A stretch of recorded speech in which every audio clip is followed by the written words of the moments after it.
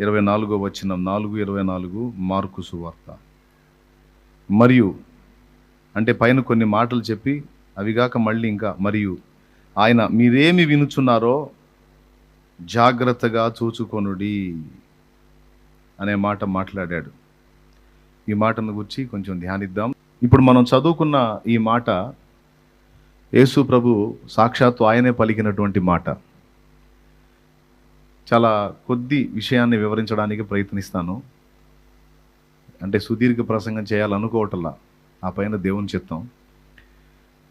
సాధ్యమైనంత తొందరగా ముగించాలని ఆరాటపడుతున్నాను. ఎండ తీవ్రతగా ఉంటుంది కనుక మీరు పెందలాడి వెళ్ళడానికి మీకు కంఫర్ట్గా. మరియు ఈరోజు దూర ప్రాంతాల నుంచి వచ్చిన వాళ్ళని కూడా దర్శించే కార్యక్రమం ఒకటి ఉంటుంది కనుక సాధ్యమైనంత వరకు పెందలాడి ముగిస్తాను. కాబట్టి చెప్పే 4 విషయాలు దేవుని మీద మనసు పెట్టి వినడానికి ప్రయత్నం చేయండి. మీరేమి వినుచున్నారో జాగ్రత్తగా చూచుకొనుడి అనే మాట ప్రభు మాట్లాడాడు. మీరేం చేస్తున్నారో జాగ్రత్తగా చూసుకోండి, లేదా మీరేమి మాట్లాడుతున్నారో జాగ్రత్తగా చూసుకోండి, మీరు ఎలా ప్రవర్తిస్తున్నారో జాగ్రత్తగా చూసుకోండి, మీ ఆత్మీయ జీవితం విశ్వాస జీవితం ఎలా ఉందో జాగ్రత్తగా చూసుకోండి. ఇవన్నీ బైబిల్లో ఉన్నాయి. మీ మాటలు జాగ్రత్త అని, మీ భక్తి, మీ విశ్వాసం, మీ ప్రార్థన, మీ ఆత్మీయ జీవితం ఇవన్నీ జాగ్రత్త అనే హెచ్చరికలు బైబిల్లో ఉన్నాయి. దేహాన్ని జారత్వానికి దూరంగా ఎలా కాపాడుకోవాలి, జాగ్రత్త పడాలి, మీ ఘటాలని జాగ్రత్తగా కాపాడుకోవాలనే విషయాలు కూడా బైబిల్లో ఉన్నాయి. వీటన్నిటితో పాటు ఒక ప్రత్యేకమైన మాట, మీరు ఏం వింటున్నారో కూడా మీరు జాగ్రత్తగా చూసుకోండి అనే మాట సాక్షాత్తు యేసు ప్రభువే మాట్లాడాడు. ఇది ఏ ఘట్టంలో మాట్లాడాడంటే విత్తువాన్ని కూర్చున్న ఉపమానం చెప్పినప్పుడు ఈ విషయాలు మాట్లాడాడు. ఆయన చుట్టూ జన సమూహం ఉన్నారు, చాలామంది. ఆయన్ని విమర్శించాలని వచ్చిన వాళ్ళు ఉన్నారు, ఆయన దగ్గర తప్పులు పట్టాలని వచ్చిన వాళ్ళు ఉన్నారు, ఆయన అద్భుతాలు చేస్తే చూడాలని వచ్చిన వాళ్ళు ఉన్నారు, రొట్టెలు చేస్తే తిందామని వచ్చిన వాళ్ళు ఉన్నారు, అలాగే భక్తిగా నిజంగానే ఆయన్ని ప్రేమించి వచ్చిన వాళ్ళు ఉన్నారు. ఒక గుంపు సమూహం అయితే ఆయన చుట్టూ ఉన్నారు. అయితే ఆయన వారి వైపు తిరిగి పలికినటువంటి మాటలు ఇవి. విత్తువాడు విత్తనములు తీసుకొని పొలములో చల్లుటకు బయలు వెళ్ళెను. అతడు చల్లుచుండగా కొన్ని త్రోవ పక్కన పడెను. త్రోవ పక్కన పడినటువంటి విత్తనములను అప్పుడే ఆకాశ పక్షులు వచ్చి తినివేశాను. కొన్ని అతడు చల్లుచుండగా రాతి నేలను పడెను. అక్కడ చాలా మన్ను లేనందున అవి పడి కొంచెం మళ్ళీ మొలిచెను, కానీ వేరు తనడానికి కింద రాతి పొర అడ్డొచ్చినందున సూర్యుని ఎండవేడిని తగలగానే అవి మాడిపోయాను. మరికొన్ని ముళ్ళ తుప్పలలో పడెను. మరికొన్ని ఎక్కడ పడెను? ముళ్ళ తుప్పల్లో పడెను. అయితే అవి కూడా కొంత మేరకు ఎదిగెను, కానీ వాటికంటే ముళ్ళ తుప్పలు ఇంకా ఎక్కువగా ఎదిగి వీటిని అణచివేశాను గనుక అవి కూడా నిష్ఫలమాయను. కొన్ని మంచి నేలను పడెను. ఏం పడెను? కొన్ని మంచి నేలను పడెను. ఆ పడినవి చక్కగా నాటబడి మొలకెత్తి ఎదిగి ఫలించినవి. అవి ఒకటి 30 అంతలుగా, ఒకటి 60 అంతలుగా, ఒకటి 100 అంతలుగా ఫలించెను. వినుటకు చెవులు గలవాడు ఈ సంగతులు వినుగాక అన్నాడు. అది యేసయ్య చెప్పినటువంటి విషయం. సరే, అక్కడ ఉన్నోళ్ళు దాని గురించి ఏం ప్రశ్నించలా.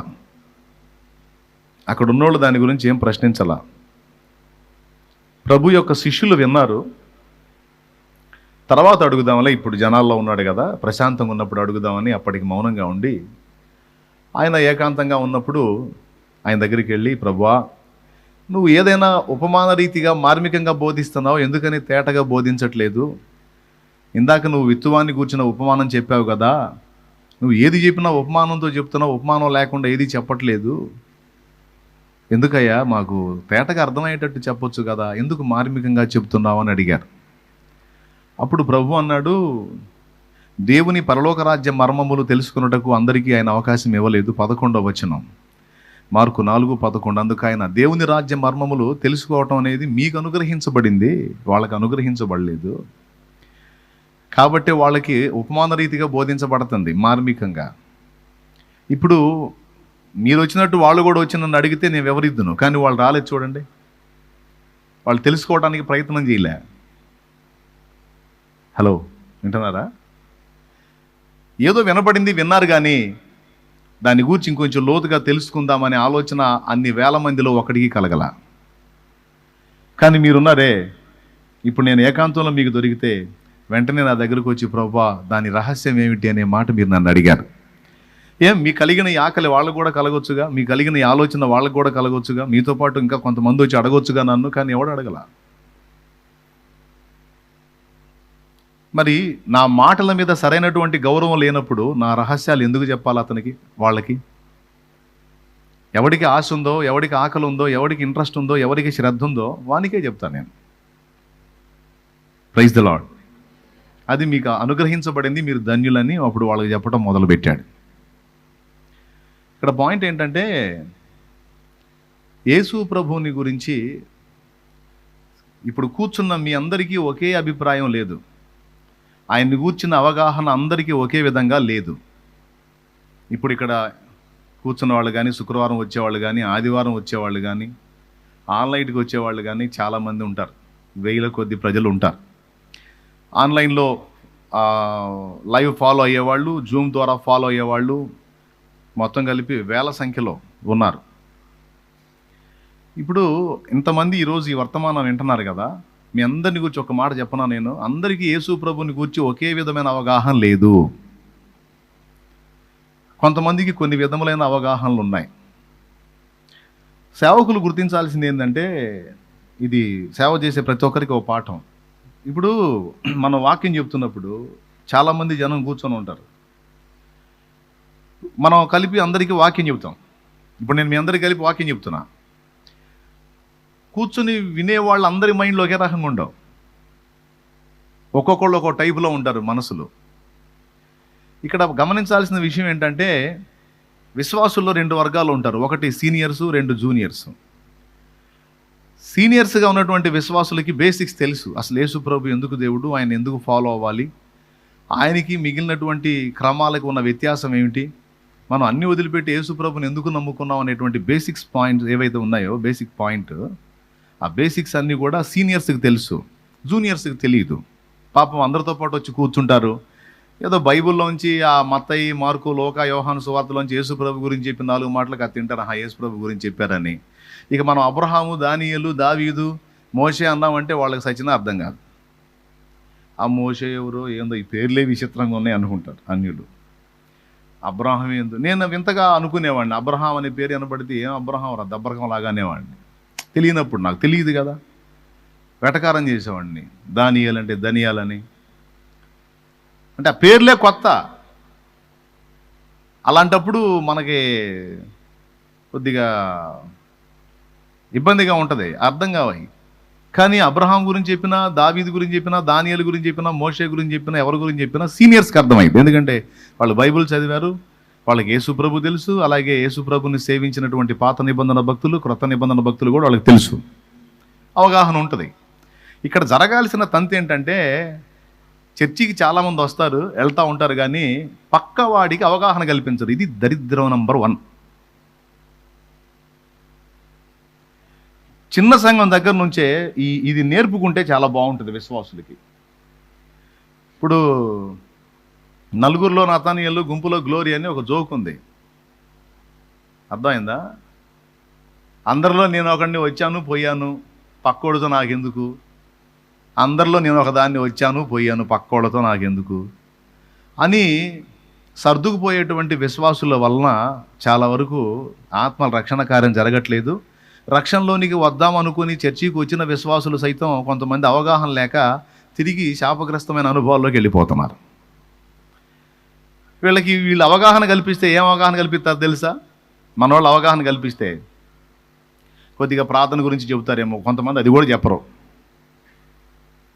ఎందుకు వస్తారు? పాస్టర్లు కూడా అడుగు జారుతుంది ఇక్కడే, విశ్వాసులు తేడా పడుతుంది ఇక్కడే.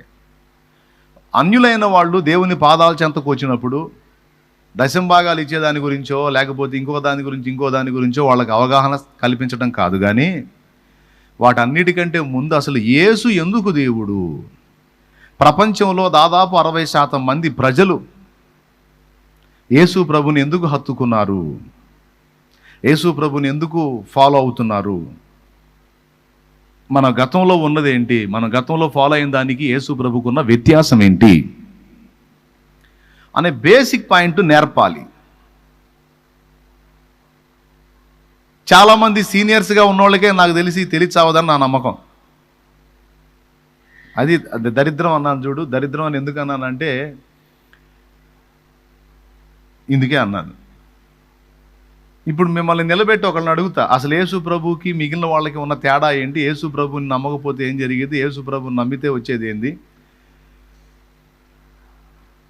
అసలు యేసు ప్రభుకి మిగిలినటువంటి భక్తి మార్గాలకు ఉన్న వ్యత్యాసం ఏంటనేది నిన్ను అడిగితే నువ్వు చెబుతావా? ఎంతమంది చెబుతారో చేతులు ఎత్తండి. నేను చెబుతాను అన్నోళ్ళు చేతులు ఎత్తండి. ఇట్ట కాదు, సరిగా దమ్ముంటే చెయ్యొద్దు అంతే. నువ్వు బ్రదర్ మీరు చెప్పండి, ఎంతమంది చెప్పగలరు యేసు ప్రభుకి గతంలో మనం ఫాలో అయిన భక్తి మార్గానికి ఉన్న వ్యత్యాసం ఏంటి అనేది నేను అడిగితే మీరు ఎంతమంది చెప్పగలరో చేయొద్దండి. ఒకరు ఇద్దరు మాత్రం చేయెత్తారు జెంట్స్లో, అంటే మిగిలిన వాళ్ళు ఎవరికీ తెలియదు. లేడీస్ మీరు చెప్పండి, ఎంతమంది చెప్పగలరు యేసు ప్రభుకి మిగిలిన భక్తి మార్గాలకి తేడా ఏంటి? స్త్రీలలో దాదాపు ఓ 25-30 మంది చేతులు మాత్రమే లేచినాయి. అంటే మిగిలిన చాలామంది ఉన్నారు కానీ వాళ్ళు మరి చేతులు ఎత్తలా, అంటే తెలియదు. పోనీ జూమ్లో ఉన్న వాళ్ళని అడుగుదాం, వాళ్ళ రంగు కూడా బయటపడిద్ది. ఆ జూమ్లో ఉన్న వాళ్ళకి మీరు చెప్పండి, ఎంతమంది చెప్పగలరు యేసు ప్రభుకి గతంలో మనం ఫాలో అయిన భక్తి మార్గానికి తేడా ఏంటి అనేది మీరు చెప్పగలరా? ఎంతమంది చెప్పగలరు? మీ చేతులు ఎత్తి చూపించండి, నేను చెప్పగలను బాబు అని. రైట్, అక్కడ కూడా చూడండి, మీకు జూమ్లో కనపడుతున్నారు చూడండి. ఎన్ని చేతులు లేచినాయి? దాదాపు 2-3 లేచినాయి, లేదా 4-5 లేచి కనపడుతున్నాయి చేతులు, అంతే. ఇక మిగిలిన వాళ్ళు అందరూ చేతులు ఎత్తడానికి భయపడ్డారు. మహా అయితే ఓ 10 మంది చేతులు ఎత్తుంటారేమో అంతమందిలో. ఇప్పుడు పాస్టర్లు, దైవజనులు ఒకసారి చూడండి ఎంత దారుణమో ఇది. అంటే యేసు ప్రభు ఎందుకు దేవుడు, యేసు ప్రభు మార్గమే ఎందుకు సత్యం, మిగిలిన ఎందుకు కాదు అనే బేసిక్ పాయింట్ వీళ్ళల్లో చాలామందికి తెలియదంట. మరి ఇంత సంఘంలో ఇంతమంది తెలియని వాళ్ళు తేలితే మరి మీరు నడిపించే సంఘాల్లో ఉన్న వాళ్ళకి అసలు ఏమాత్రం తెలుసు?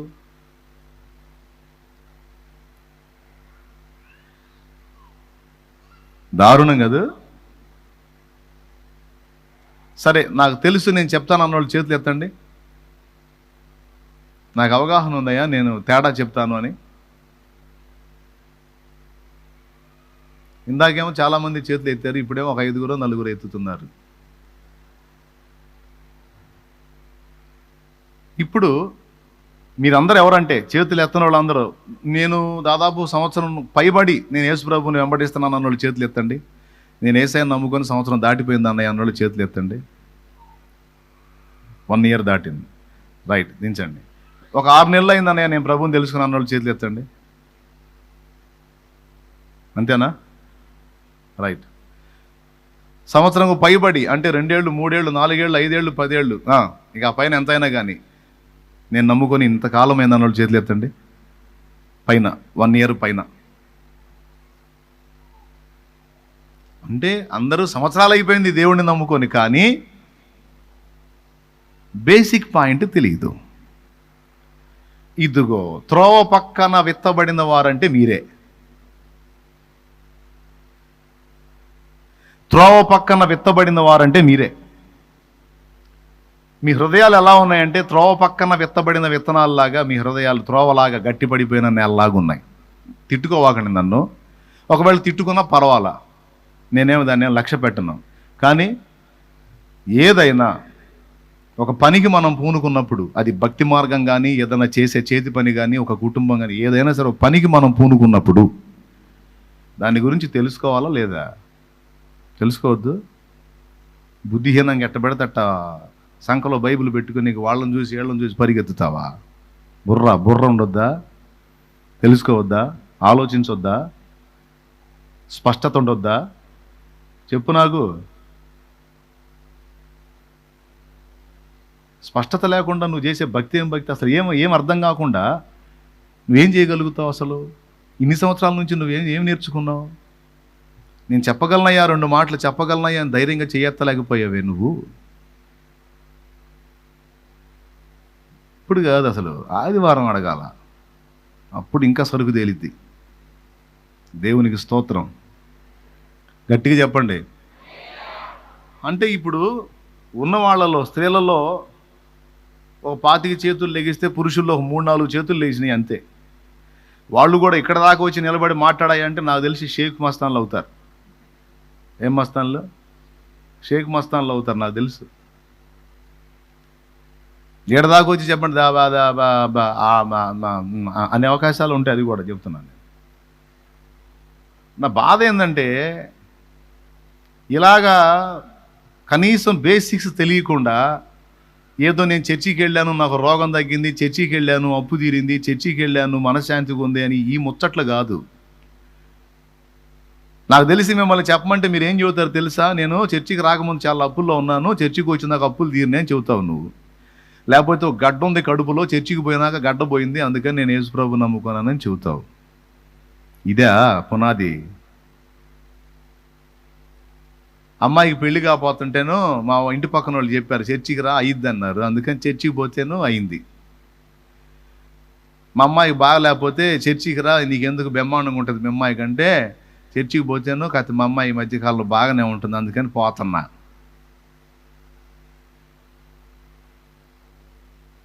ఇయ్యగా నువ్వెందుకు పోతున్నావు బ్రదర్ అంటే, మనం అంతకుముందు వ్యసనాల్లో ఉన్నాం, కాస్త చర్చికి పోతే అవన్నీ పోతాయని అంటే మా వాడు ఫ్రెండు, అందుకని వెళ్తాను, నాకు కొద్దిగా అడగపోయినా కొంచెం పర్లేదులే, అంతేగాని ఇంక అంతకుమించి ఏం తెలియదు. ఇక కొంతమందిని అడిగితేనేమో అంత అప్పుల మయమైపోయింది, ఏం చేసినా డబ్బులు మిగలటల్లా, అన్ని గుళ్ళు గోపురాలు అన్నీ తిరిగి విసుగు పుట్టింది. అందుకని మా వాడు బంధువు ఒకడు ఉన్నాడులే, చర్చికి వెళ్తే వాడు ఈ మధ్యకాలంలో కొంచెం బాగున్నాడు, అంతకుముందు ఫుల్ అప్పుల్లో ఉన్నాడు, ఈ మధ్య 2 స్టేర్లు బిల్డింగ్ కట్టాడు, కాస్త పొలంగా ఉన్నాడు, బాగానే ఉంది వాడి పని. అందుకని వాడిని కలిసి చేయందిరా నీ పరిస్థితి ఎట్లా బాగుపడ్డాయి అంటే, వాడు చర్చికి పోతున్న కాడి నుంచి నాకు బాగుంటుంది అన్నాడు. అందుకని నేను కూడా చిన్నగా దారి పట్టాను. దాదాపు నాకు తెలిసి విశ్వాసుల్ని కదిలిస్తే విశ్వాసుల్లో 60% మంది, ప్రతి 100లో 60 మంది చెప్పే ముచ్చట్లు ఇయే తమ్ముడు, పచ్చి నిజం. అంటే ఈ వైఫల్యం ఎవరిది? నంబర్ 1 దైవజనుడిది, నంబర్ 2 దైవజనుడు అవగాహన కల్పించినా అవతల వాళ్ళని పట్టించుకొని విశ్వాసుల్ది. నేను ఫస్ట్ నుంచి కొట్టుకునే మాట ఏంటో తెలుసా? ఏ పని చేసినా ముందు దాని గురించి తెలుసుకోవాలి. మనకి ఎవరన్నా ఏదన్నా చెబుతుంటే ఏం వింటున్నామో జాగ్రత్తగా చూసుకోవాలి. అది కదా ఫస్ట్ చదివించింది నేను. మీరేమి వినుచున్నారో జాగ్రత్తగా చూసుకోండి అని కదా చదివించింది. సంవత్సరాల కొద్దీ దేవుని మాటలు వింటా ఎన్నోసార్లు నేను సువార్త చెప్పగా విన్నారు. సెల్ ఫోన్లో అప్పుడప్పుడు వాక్యాలు వింటానే ఉన్నారు. నేను అన్ని మతాలకు కంపేర్ చేసి యేసు ప్రభుకి వాళ్ళకున్న వ్యత్యాసం ఏంటనే విషయాన్ని ఎన్నిసార్లు చెప్పానో. మళ్ళీ చెప్పాలంటే నాకు మనసు రావట్లే, ఎందుకంటే అన్నిసార్లు చెప్పా. కానీ ఈరోజు ఒక ప్రశ్న ఇస్తే ఆన్సర్ లేదు మీ దగ్గర. అంటే మీరేం వింటున్నారో జాగ్రత్తగా చూసుకోవటల్లా. త్రోవలాగా మీ హృదయం గట్టిపడిపోయింది ఒకటి. రెండవది, పనులు చేస్తున్నారు కానీ క్లారిటీ లేదు. ఎప్పుడైనా గుర్తుపెట్టుకో, నువ్వు బాగుపడాలి అనుకుంటే జీవితంలో, భక్తిలోనైనా జీవనంలోనైనా పైకి రావాలి అని నీకుంటే నీ మైండ్ ఒక విషయంలో చాలా జాగ్రత్తగా ఉండాలి. ఏంటో తెలుసా? నువ్వు ఏ పనికి పూనుకున్నా దాని విషయంలో నీకు క్లారిటీ ఉండాలి, సరైన అవగాహన ఉండాలి. ఏ పనికి పూనుకున్నా సరే దాని విషయం స్పష్టంగా తెలుసుకునే మనసు నీకు ఉండాలి. ఏం చేద్దాం, కొంతమందికి అట్లాంటి మైండ్ ఉండి సావదు, చెప్పినా ఎక్కదు. పొలం వేద్దాం అనుకున్నావు, ఈ ఏడు పంట వేద్దాం అనుకున్నావు. పక్క పొలాల వాళ్ళని చూసి వాడు మిర్చి వేస్తే నేను మిర్చి, వాడు పత్తి వేస్తే నేను పత్తి అని వేసామనుకో, పక్కోడిని చూసి నువ్వు ఫాలో అయ్యావు. వాడు నాటాడు, నువ్వు కూడా నాటుతావు. వాడు మధ్యలో దున్నాడు, నువ్వు కూడా దున్నుతావు. వాడు మందు కొడుతున్నాడు, అడుగుతావు ఏం మందు అంటావు. వాడు కొడతాడు, నువ్వు కొడతావు. ఇక నీదంటూ ఏ పరిశీలన లేదు, పరిశోధన లేదు. నీకంటూ ఈ పొలంలో, ఈ నేలలో ఏదేస్తే పండిద్ది, ఏ దిగుబడి ఎలా ఉంటుంది, సంవత్సరాంతానికి దేని రేట్ ఎలాగొచ్చిద్ది, ఇందులో వాడేసాడు పత్తి, ఇంకొకటి వేసాడు మిర్చి, నేను ఏదేస్తే లాభసాటిగా ఉంటుంది, అసలు దీని గురించిన మూలం ఏంటి, ఈ నేల తీసుకెళ్ళి పరిశీలన చేపిస్తే ఇందులో ఏ మొక్క వేస్తే బాగా ఎక్కువ వచ్చిద్ది, దీనిలో ఏ తెగులు సోకే అవకాశం ఉంటుంది. పెద్దోడా తెలుసుకోవాలిగా, పెద్దోడా పక్కోడి పొలమేమో ఒరిజినల్ నల్లరేగడి, నీ దానిలోనేమో కాస్త సౌటి కర్ర కలిసింది, చౌటి నేల. వాడేసిన పంట నీకు సెట్ కాదు, మరి నిద్ర మొహం వేసుకొని నువ్వు అదే వేస్తావు. మరి ఎట్ట బాగుపడతావు నువ్వు? చివరికి వాడేమో కాస్త డబ్బులు తెచ్చుకుంటే నువ్వే అప్పు తేలుతావు.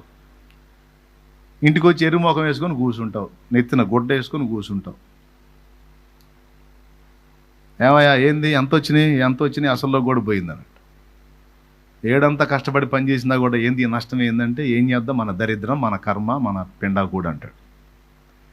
దరిద్రం కర్మ పెండాకూడు కాదు. అవతలి వాడి పొలం ఏంది, నా పొలం ఏంది, వాడి భూమి ఏంది, నా భూమి ఏంది, వాడికి ఉన్న సౌకర్యం ఏంది, నాకు ఉన్న సౌకర్యం ఏంటి.